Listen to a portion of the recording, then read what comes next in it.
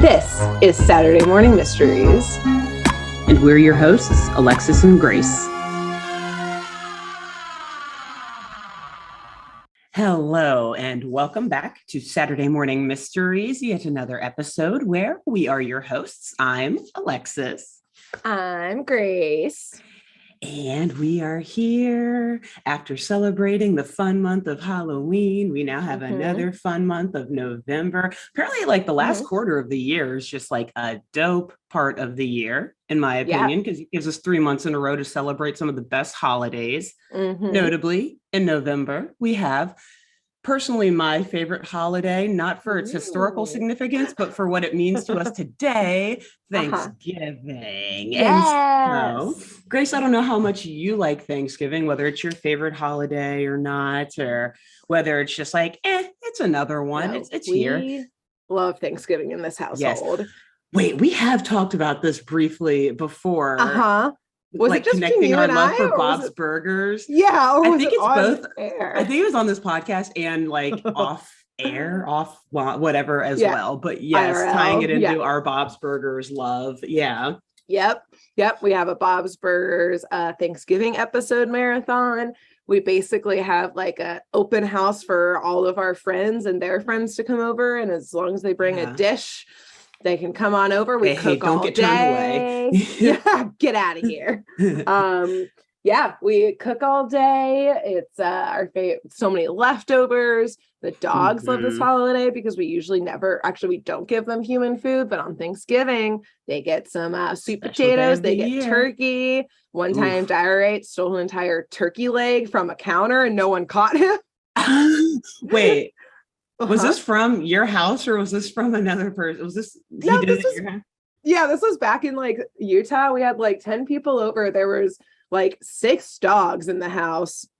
And Dyer, it's a pretty big dog, so his head can reach the counter. And he never like takes food from places. Like he doesn't steal food, but it was just chaotic enough that we were all in the living room super full. And what's more impressive is he went up to the edge of the counter, stole the entire turkey leg, managed to walk it through the living room with, again, like 10 people, multiple other dogs, into like what was our TV room back when we lived in Utah, devoured it. And it was only when I saw one of our friends' dogs, who was like Diorite's like frenemy, aka they like truly did not like each other and they sometimes would fight, and it wasn't great. But anyways, we got a trauma boy here.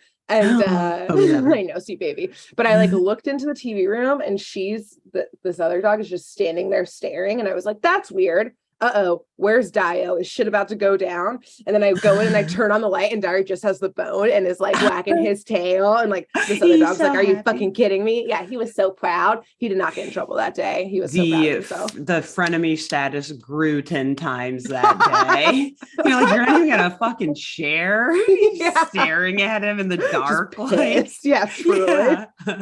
Dio's like, do something about it. Anyway, so my dogs also love Thanksgiving. Amazing. I was gonna say all this is to say that the love for Thanksgiving isn't just from me and Grace, and also I assume Justin, but also the doggos. And as such, because that holiday is so loved, at least in the Saturday Morning Mysteries fam, we were like, hey, let's do the same thing we did with October, and let's do a whole month of episodes only based on Thanksgiving.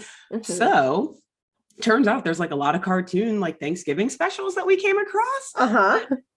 We're gonna kind of flip it and like add our little bit of spice to this. What shows have Thanksgiving crimes happening is the question. Exactly. So it can't just be about Thanksgiving in general, because this is a cartoon crime comedy podcast. So instead, the theme of this month, I'm going to try not to laugh. I'm already laughing saying it. Because we think we're really clever and funny. We think we're really clever and fucking hilarious. Exactly. That's why anyone listens to this podcast. This month, we're going to be talking about the crimes of the Pilgrims. So basically, how we came to this point was, indeed, as Alexis said, we were like Thanksgiving themed. And then it was like Charlie Brown's Thanksgiving. Like, there ain't no crime happening there. It's all like feel good stuff. Right. And like suddenly... weird dancing. That is the crime. That's the crime. The dance moves of these children. And then we were like, how do we make this like crimeable? how do we crimey it up? And then we were like, how do we the biggest criminals of all. Oh, the settlers. The settlers. I mean, yeah. We'll get into it. Exactly. There's going to be, it'll be fun. It'll be this. This is maybe going to be our most, dare I say, based month of this podcast. I feel like, we either are going to like get a lot of lovers of this theme or a lot of haters, and I'm here for it. I live for your hatred. It fuels us. It fuels me. Yes. But even more so, how we're doing this is because a lot of these things are specials or movies. We each chose a special or movie and are splitting it into 2 parts. So I'll do the first 2 weekends of November, covering part 1 and part 2 of something, and then Alexis will do 2 in a row as well. Yes, the last 2 covering similar or another show, cartoon, et cetera, a part 1 and part 2. So also changing that up because again, no rules. Yeah, we can do what we want. Can do whatever we want. And we actually checked the calendar this time around, guys. There are only 4 Saturdays in we did it. November. So this is going to work out smashingly if I do say so myself. And I am very, very excited. I think Grace and I briefly discussed a few movies that we may do. I'm not entirely sure which one she's doing today, though. I think I might know, but I don't know if you changed your mind. So I'm awesome. Okay, so I kind of know, but I haven't seen this actually. Yes, this was something that Alexis saw. Like what do you see? Like it was like on a list, and you just saw like the screen grab of it or something. Yeah. And the moment I saw the picture, I just like showed it to Grace, and I was like, I've never heard of this movie. I've never seen it, but the picture, like the thumbnail image that they used to talk about it in the article was so fucking hilarious that I was like, someone has to do this. Like this looks like Pilgrim crimes in the making in action. Yeah, this is a crime scene photo, really. Yeah. Is what you found. Exactly. So to that end, Grace, take it away and let's start talking about some crimes of the Pilgrims. Yes. Crimes of the Pilgrims, part 1. Part 1. So today I will be covering something that I had also not seen. Hanna-Barbera's 1972 TV film holiday special entitled The Thanksgiving That Almost Wasn't. So, Alexis. Yes. I, as you know, usually say I'm so thrilled about the episodes that I'm going to tell you about today. But today, honestly, I'm full of a lot of emotions about it because there's so much to unpack in this episode, including obviously the deeply whitewashed history of Thanksgiving in America, which we will be getting into. And I do want to say that, like all things we do on this show, we're going to try and bring some humor into the madness and, bring some realness as well. And so I want to start off on that note with the latter of those things, blowing the top off of some myths around Thanksgiving, because this film went straight into the truth of Thanksgiving, even though the rest of it was very untruthful. Are you ready for this? I hope. Truth bomb? So, did you know, according to this special, that the holiday of Thanksgiving that we know and love and celebrate today wouldn't even be in existence if it weren't for one thing? That thing, you ask? What squirrel. Is that thing? A squirrel named Jeremy. Yes, it's true. I think there was a footnote about that in our history textbooks. Jeremy the squirrel is why we have Jeremy. Thanksgiving today. Wow. Okay. Oh boy. I know. Okay. Big truth bombs this episode. Buckle up. My whole worldview is shattered, Grace. What have we done? But before we get to Jeremy, let's meet our characters in this show and how they came together. And throughout this episode and the next one, I'll be switching back and forth between the show's depictions and actual history. So stay with me here. We begin our story both in my retelling of it and in the episode itself in 1620 in what is modern-day Massachusetts, with the peoples who, prior to the arrival of white Europeans, numbered between 30,000 to 100,000. And collectively, these peoples made up and I'm probably going to mispronounce this, as I do things every single episode, so we're not apologize. experts. Yes. The Wampanoag Nation. I definitely said that wrong, and I'm sorry. I think so. Yeah. I'm gonna say it differently every time because oh boy. because I can't pronounce things ever. And obviously on a flag, like there's obviously like specific breakdowns and tribes within the nation, but I'll be referring to it kind of as a whole. So these native peoples can trace their history back at least 10,000 years prior to Europeans' arrivals, and throughout this whole region, kind of what is now New England, the heavily forested land was where they were able to hunt deer and elk and bear and fish for trout, and were able to cultivate the land with agriculture. Meanwhile, 10,000 years later, after they've been here for the whole time, in November of 1620, the shores of now modern day America were being greeted by the infamous Mayflower. This ship made its way over from England. The one, you know it, you love it, the Mayflower. I wanted to come out on stage, like Razzle Dazzle style. Like big lights coming down. Mayflower. It's just funny. I've never heard someone describe the Mayflower as infamous, and it's so appropriate. I don't. Yeah, that we need to like make this more. This needs to be the normal way to talk about infamous. The infamous ship. I guess it depends on your ancestry. I'm sure actually a good percentage of the country does call it infamous. Yeah, I guess we won't blame the ship on what happened next. The ship was innocent. It was just floating around. It was the people steering it. And that's the message I'm here to say today. Stop blaming the Mayflower on what happened. It was the people, not the object, damn it. Anyways, so this ship made its way over from England with 102 passengers and about 30 crew members. And this gang on the ship is now known as the Pilgrims. And they were trying to get the heck out of England to find religious freedom from the Church of England.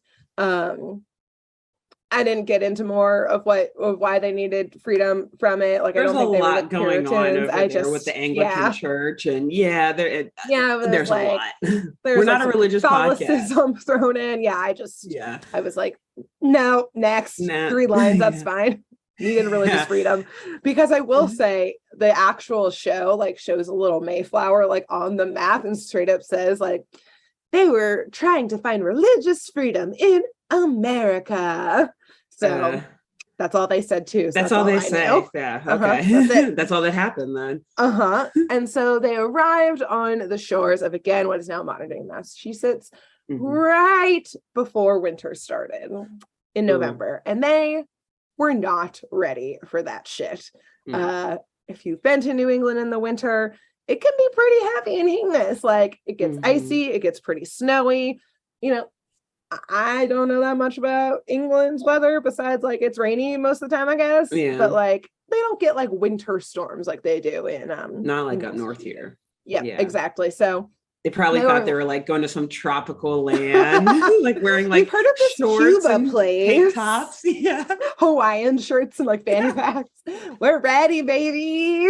Oh my god, what the fuck is this? Not sign up for this. So our show begins here with a heavily edited version of how the Pilgrims arrive. And in the show, the undisclosed native peoples, they do not say anything or depict them in any like specific way. There's a lot of stereotyping that happens in this show. Came out in 1972. I've even debated whether or not we show pictures from the show on like, a YouTube clip because it's grim. Just as a warning if anyone goes to watch this. But in the show, apparently the Pilgrims pull up to shore. They like, go through winter, by the way, in song form. There's a lot of songs that happen. It's a musical, not quite, or just like only selectively. Okay. I would say it's a kids movie. They just throw a lot of music in. Yeah. It didn't feel surprising that there was music in it, I would say. Okay. But that also is a deeply offensive part of this show, is that they were clearly trying to make Thanksgiving songs, which that's not a thing. There's not Thanksgiving. There's Halloween music, Christmas music. There's one Thanksgiving song, which is Alice's Restaurant, and there's nothing in between. So they were trying to make it happen. Did not catch on. So wow, I'm going to make a Thanksgiving song now just to spite you. Podcast is over. I quit. Damn. Anyways, so how the show depicted it is the Pilgrims just show up, and the native peoples were like, hey, what's up, welcome, good luck. And like it was just, they were just there hanging out on shore waiting for people to show up. The welcome party. Yeah, exactly. But the show does say, and this is true, that the Pilgrims did not do well that winter. Out of the just over 100 English that arrived, only 53 survived the New England winter. Wow. Yeah, which I did not know. Wait, did the movie say this, or this is what you? I got the actual number from the interwebs, but the movie did song form them being like, it's so hard to survive here in winter, and then it straight up shows like a mourning party and like a coroner, like you don't see the full body, but like putting a blanket over someone's face. Fuck, and they're still like singing in the background. Yeah, they're like, so hard to religious freedom, at least we're not in England. At least he died with religious freedom. It was worth it. Yeah. So yes. And both again in real life and the film, it was after these harsh winter months in which half the English population just straight up fucking died upon their arrival through diseases, not being able to cultivate the land. I'm sure the fact that it was snowing fucking everywhere and they were not ready for it, et cetera, et cetera. That the I'm gonna say it wrong again. Try harder this time. Wampanoags saw these pitiful white people dying left and right, and the movie says that it was out of the goodness of their hearts that they stepped in to try and help these white people cultivate their land and navigate the woods. Mm-hmm. No, in reality, not debating the kind heart part, but I think there was a little more than that. Being like, yes, let us help you take over this land, is how kind of like the show puts it. But in reality, they'd actually been in contact with white Europeans since about 1524. Pardon me. And now there was some trade back and forth. But as you could probably assume, it was not the friendliest of histories. Not to point fingers on who was the aggressor, but every single finger is pointing. Yeah. Because, for example, only a handful of years before the Mayflower arrived, some white dude, European, I didn't write his name down, invited some of the native peoples onto his ship to see what he had to trade. So a good amount of them went on the ship to, look at the goods. Mm-hmm. And then he proceeded to kidnap them and sail back to Europe and sell them as slaves in Spain. So, not a great history. Fraud, first crime. Well, not the first crime, but the first explicitly named case. Crime. Exactly. We've got a classic case of fraud here, guys, and kidnapping. Probably some assault in there as well. Yeah, just the first of the crimes of the Pilgrims. The first noted crime of the Pilgrims. Yeah. Precisely. They did not say that crime in the show, I will say. No, of course not. They probably said like they took a diplomatic mission back to Spain. Anyway, so the increasing contact that was leading up to the arrival of the Mayflower, did things like bring European diseases, which decimated kind of a lot of the native peoples throughout New England, multiple nations, but including it now in God damn it, I can't ever say it. I'm so sorry. It's okay. The second time you said it sounded good. Wampanoag. Oh, see, I said it differently again. The most important thing is the effort, in my opinion. I'm trying so hard. Spoken as not a Native American. I know. That's why I'm like, I'm so sorry that I'm absolutely fucking this up. We do truly apologize. We are trying. Yes. And I'm going to say some names in a little bit, and I strictly know that I will mess them up. But we'll repeat them like 12 times in trying to say it once. Anyways, in this history, this, again, just before the Mayflower arrived, was known as the Great Dying, because that's how many of their peoples were dying from disease, possibly smallpox or yellow fever, which was a fave of Europeans to bring over. So in the spring of 1620, after the winter that killed off half those pilgrims, the contact that was made was actually a strategic move. So despite the disease and harm done by the Europeans, most of the Wampanoag peoples had also died, again, from the Great Dying, and they needed a strong front next to a neighboring native peoples. And from a few of my sources, which I'll note at the very end of this first episode, because there's a couple of them, noted that basically the reasoning was from the chief, or the sachem, I think is how you pronounce like what the chief is called, at the time, noted that these white people probably brought powerful weapons with them, aka guns, aka they'd been in contact with them for so long that they knew that they were bringing some guns over and stuff, and therefore would be pretty good allies to have on their side against really anyone else who they didn't necessarily get along with. So they stepped in and connected with the Pilgrims, indeed teaching them how to survive on this land. Again, creating an allyship-ish there. In classic American fashion, based on arms. And that's when America truly became America. Said, yes. Oh, you want our weapons? Cool. Cool. Boom. Our most tried and true tradition to this day. Right. Our greatest exports are entertainment and weapons. And this story had both. So razzle dazzle, Mayflower. Mayflower.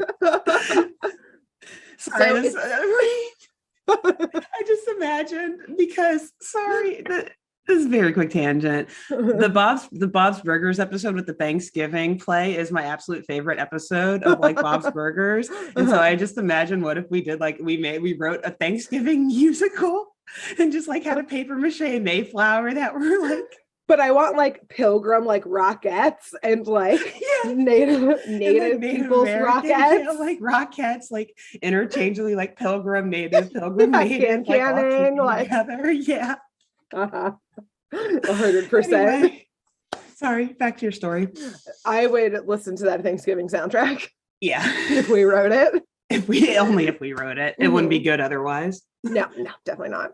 So it's in the fall of 1621 where our story truly begins, after that long intro by me and the show itself, which the show kind of gave 2 seconds. Actually, my intro is much longer than the show's. The show was just like, the Pilgrims wanted religious freedom, so they came over. Winter was hard. Again, coroner over the dead person's face. And then they became friends with the native peoples, and they helped each other out. So we start our show in the woods nearby the settlement of Plymouth, where one of our characters, little Johnny Cook, who's a pilgrim, is off to go play in the forest, leaving his mother behind, probably like working herself to death in the kitchen. And his dad, we don't know where he is. There's a lot of, I want to say, kind of funny not funny because it's like, this would not slide in 2022, but I'm like, wow, the 70s were a fucking wild time of just like women were only cooking this entire show and being like, don't go into the woods, it's scary out there, and men being like, it will be fine, Martha, and like it's like no matter what, there's like a town hall meeting and a woman's like stirring her pot at the town hall meeting. I wish that wasn't the case, but like straight up, they're always fucking cooking. Anyways, So Johnny Cook again, who, by the way, is, and they actually say in the show, the son of Francis Cook, who was actually a pilgrim, who came over on the Mayflower and did have a son eventually named John. So that's just a fun little, like, here's our nod to white history only. We will not do any of this research for the native history. Anyways, this episode's a journey. So little Johnny's going off into the woods because he loves to go play hunter. So he's got like a little makeshift gun, which is just like, a little stick that he carved. And he's got like a little, like, strap to carry it around. And he hopes to be a great hunter one day. And is off to a good start in proving this as he goes into the woods and he starts hearing a turkey. And so he starts to like make the turkey call back and forth with it. And just as he leaps over a log, which actually is like, that's not good hunting because the animal is just gonna run away if you jump and scare it. But like I think he's supposed to be like 8 or something. So he's learning. Yes, exactly. He's figuring it out. But he doesn't find a turkey. Instead, he finds another little boy who was making the other turkey calls that he thought was a real life turkey. Oh, no, that's impressive. Yes, exactly. So I'm going to backtrack slightly to note again about the depictions in this story. Okay. So again, it's from 1972. It's really the epitome of stereotypes happening and some like deeply like whitewashed propaganda. Again, TBD on how many photos we include in the YouTube side of things. We should talk about it. We should offline. We'll have a convo. But every depiction of any Native person is very generalized. It has no effort to like actually show this culture's like traditional dress or their culture in any way. It was just like, I guess like when you picture Native offensive stereotypes, it's that. Like, gotcha. It is that textbook. This whole episode. Okay. Like from the picture in that article that I sent you, the crime scene. The thumbnail of a crime scene. I'm getting some images. Yes, exactly. We'll talk offline about how many we'll copy in here. Exactly. So, for example, and because the stereotype continues not just on physical depiction, but I will say also later, like voices of some of like the adults, and I all voiced by white people. Oh yeah, I would say I have no doubt about that. And also names. And of note here, I similarly am ignorant in like the Wampanoag like naming traditions or anything like that. But I have a feeling that this little boy's name was, just a classic. We're going to pull 2 words out of a hat and say that this child's name. This boy's name is Little Bear, which is a very cute name. But yes, I wanted to flag just that whole situation. Yeah. Leading up to this naming of this child.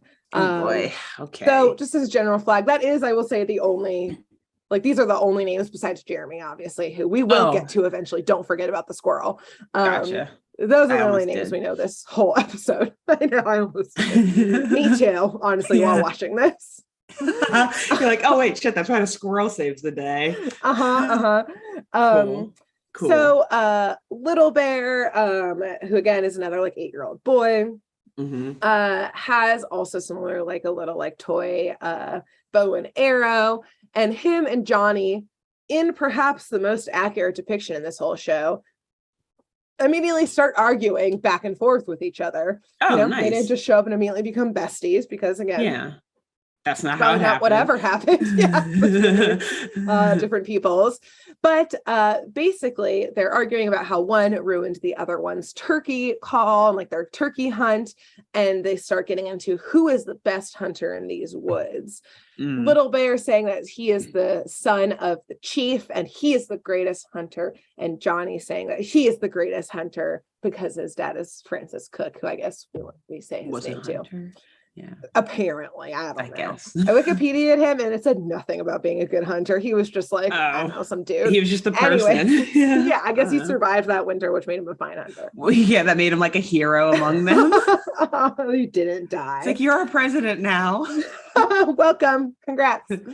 So as the fight continues, we see at last the first appearance of the true hero of this story, Jeremy the squirrel. Yes.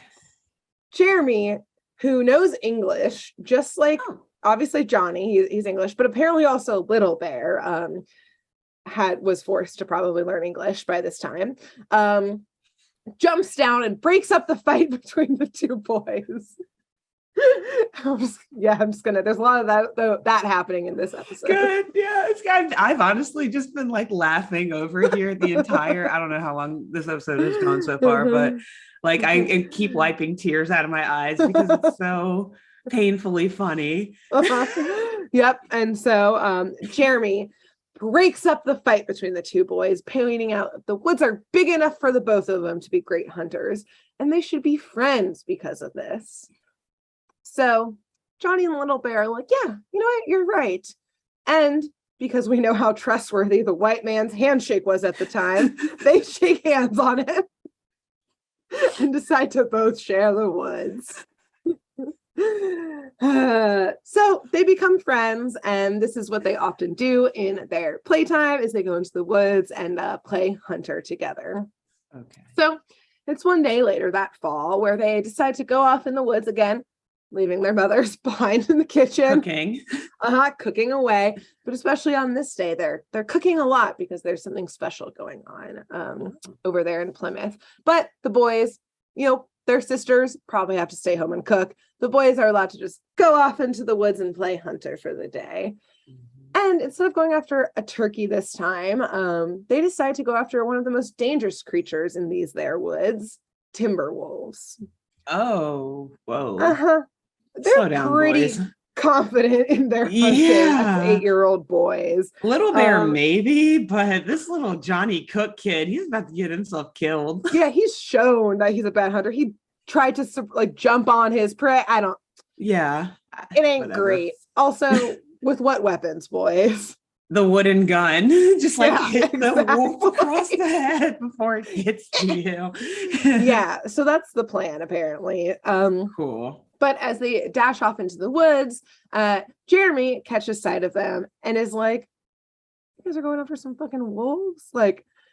Just jumps down and basically is like, yeah. Do not go so deep into the woods and do not go after wolves. What are you idiots doing? Yeah. But he's literally just a little squirrel. And these are some rambunctious 8-year-old boys who are stoked on playing hunter. So they pretty much just straight up ignore him and keep going deeper into the woods, chasing after what they think are wolf tracks. What they think. Mm-hmm. And so they are following these tracks and indeed keep going deeper and deeper into the darkening woods.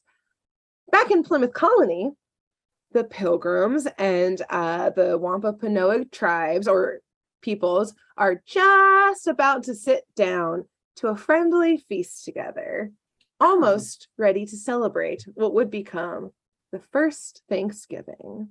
And as depicted by the show, it was simply a day of love, cooking and celebrating their friendship and the bounty that they had been able to harvest over the last year. The allies, yeah. But in reality, and I actually did not know this until I was Googling all of this. I was like, probably the first Thanksgiving is, I assume, just a made up thing and not how it happened. But I had never really fully looked into it. So the Pilgrims were indeed having a giant harvest feast to celebrate the bounty, which they learned how to cultivate because of the Wampanoags. Mm-hmm. But the native peoples weren't actually invited to the feast. Fuck. Instead, the Pilgrims were straight up partying and some frat bros shooting off some muskets or guns. And a few of the Wampanoags came over because they thought the Pilgrims were under attack. And because they were allied other attacking anyone, they came over being are y'all okay? And that's when they got invited to join the party because, again, frat boy pilgrims rude. were like, hey, you're already here. Like, come on. Yeah, come on in. Oh, I guess we have enough of your food here to share. Exactly. Wow, how it's rude. Like kind of was like a frat party or like house party. You show up and like the host like kind of knows you, like wasn't expecting you, but they're like, yeah, we got a keg, like we got enough. Oh, you brought some beers? All right, dope, come on in. Because I'm trying to figure out, I'm like, is this rude or actually was that like, okay, that was actually kind of, there's an argument there. Yeah. Like they didn't like turn them why away. weren't they already invited? But then yes, they didn't turn them away when they came. They weren't like, no, we're fine. Go the fuck back. Yeah, get out of here. I will say it was noted the Wampanoag people did bring like some deer over and some other food to the feast as well. They're like, all right, let's turn this into a block party, guys. Kind of became, block. Yes, that's a perfect description. Like it became a block party situation. Nice. Cool. But in the show, instead of that, both the Wampanoag and Pilgrim parents were simply so busy prepping for their bounty party that it's only when everyone was gathered to sit down at the table did they notice that two of their kids were just missing. The moms were too busy cooking all day to look for them. I'm sure the fathers blamed the women for losing track of the children. And this food is cold. We lost our kids and you didn't even cook the food right. Well, the I'm only getting one just, turkey. Their muskets off. I know, just drunkenly like shooting shit into the air.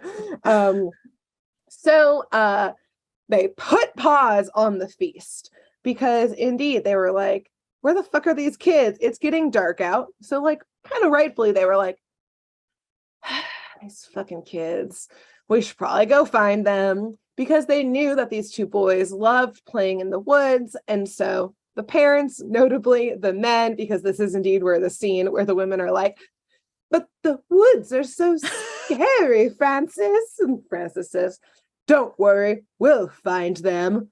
And so all of the dads get torches and they're able to see the little boys' tracks heading very deep into the forest, which is rapidly growing darker by the minute since it is November in New England. So it's probably like 5 p.m., but it gets dark as hell there early. Yeah. So again, women left behind. Basically, I just want to note that essentially this conversation must have been like, look. I know you just spent all day cooking. I don't care. Wrap up the food. We're going to let it get cold. I'm going to go find these kids. Don't eat while I'm gone. I have no idea when we'll be back. I hope Put you're in some not Tupperware. hungry. Yeah. Keep it warm. Don't eat any of this while we're gone. Thanks. Bye. So the men leave to go find the boys. They're so scary. In reality, I think the women were like, I just spent fucking 12 hours cooking. I'm not allowed to eat this shit now. Exactly. Yeah. Great. Like you can go eat something else. Go pick something else and eat that in the meantime. Make something else, but not this feast meant for us. Yeah. So by this point, the two literal children who thought they could track down timber wolves and survive kind of stop and they look at each other. They look at the ground, noticing that there's no tracks anywhere anymore. They look up at the moon that's fully risen and realize they're lost as fuck in these woods. They're like, okay, which way should we take? And they both point in different directions. So they are not off to any type of good. They weren't off to a good start, but they're even worse off now. That would actually be terrifying too. Yes, as someone who has gotten lost in various situations before, that would be scary, but also more so of like, this is the 1600s and like already the woods of New England are very thick, but like even more so back then, like you probably develop nothing. Yeah, exactly. Like, you ain't seen shit in these woods, especially if you've just been thinking you're following tracks and then lost the tracks. You are deep in there. Yeah. But luckily they're able to hear a river nearby and kind of make their way to the river, putting together that like, okay, we know that there's a river near Plymouth and like the settlement. So like if we follow the river, we'll probably make it back home.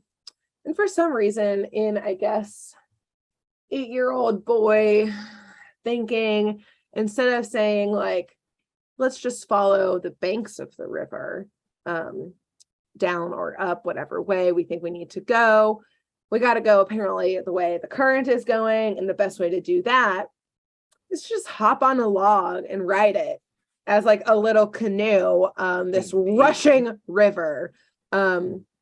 Because that makes sense instead of just, again, following the bank. I guess they were like, it'll save time. Yeah, it's faster. It's faster. Yeah, maybe they thought they were being efficient.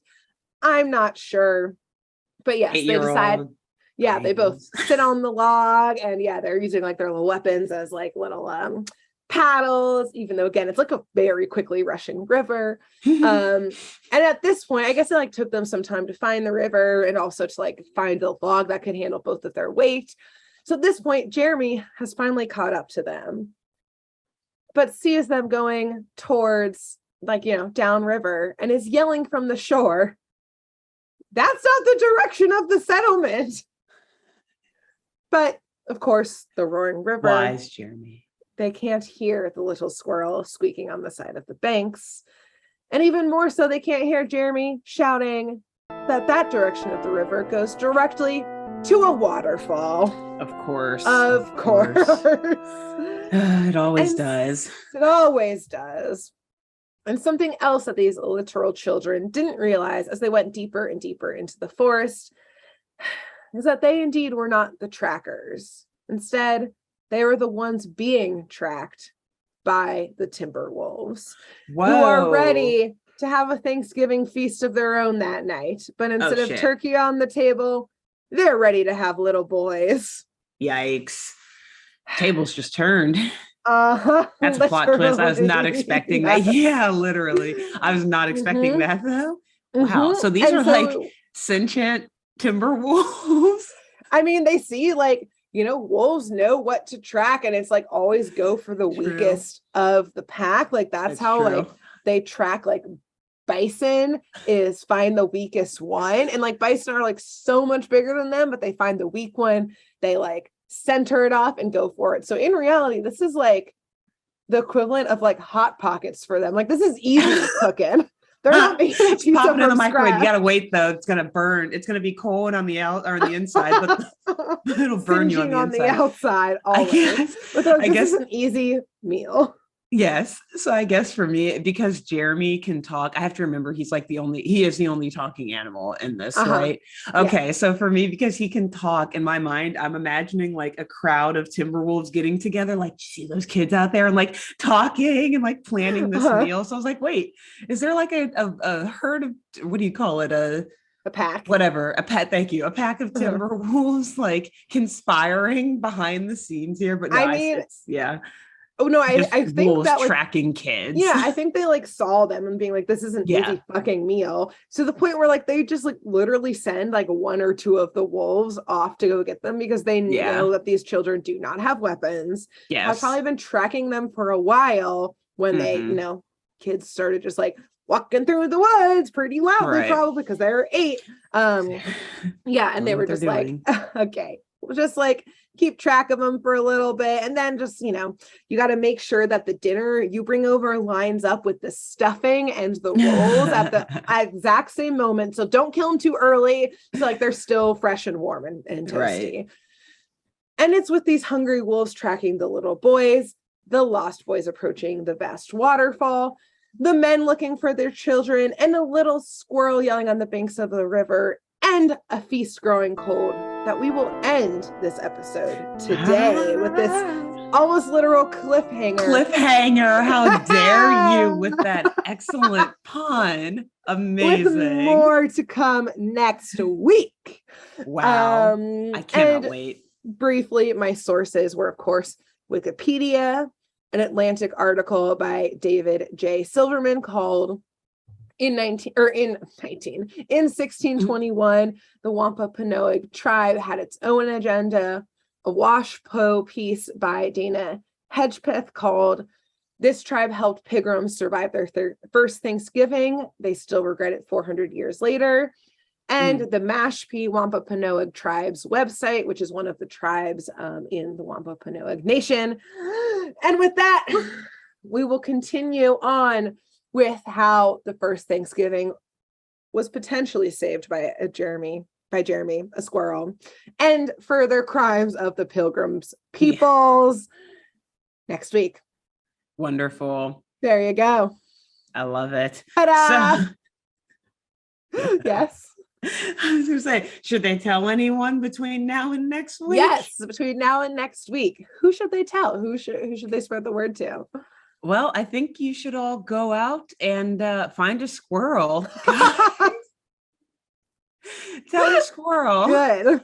Tell a squirrel. They're wiser than we think. And this movie, this little Thanksgiving special is proving it. I don't know if the squirrel will watch our podcast, but like go and just get in touch with nature and befriend a squirrel and be like, hey, by the way, you're gonna look super fucking crazy when you do it. Just do it.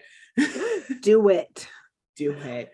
Great. After tell? You tell the squirrel, I think wherever you're getting if you celebrate Thanksgiving, again, in our now celebratory day of just getting family and friends together and having delicious food, wherever you're getting your turkey from, if you eat turkey or whatever your main dish of your Thanksgiving feast would be, tell whoever you're buying it from. Justin and I get it from local farm out here, and we love to go before all of the turkeys are killed and try and pick out which one's going to be ours, we hope, and be like, oh, we hope it's that one. We hope it's that one, and they're all just gobbling around the farm. So like having no clue what's going on. But we see them living happy little lives, and we like to try and pick one out. So we'll tell the people we get it from, and we hope you do the same. Wonderful. And until next week, we'll see you soon. Bye. Thanks for tuning in to Saturday Morning Mysteries. If you enjoyed this episode, please share, rate, review, leave us a like, and drop a comment. We post episodes every Saturday and bonus tune tangents whenever we feel like it. So please subscribe so you don't miss the shenanigans. And if you want to follow us on YouTube, click the bell under the YouTube subscribe button to receive notifications when new videos are posted. And if you want to subscribe to the podcast, we have no idea what you're listening to us on, so just hit the big subscribe button on whatever app you're using. We believe in you. Give us a follow on Twitter and Instagram at SatmornMist, all the abreves, and let us know if you have any episode or show requests by emailing SaturdayMorningMysteries@gmail.com. Thanks to Jenna Kendall for the logo design and to Ava Sakiki for the music used during this week's episode. See y'all groovy kids next week on Saturday Morning Mysteries.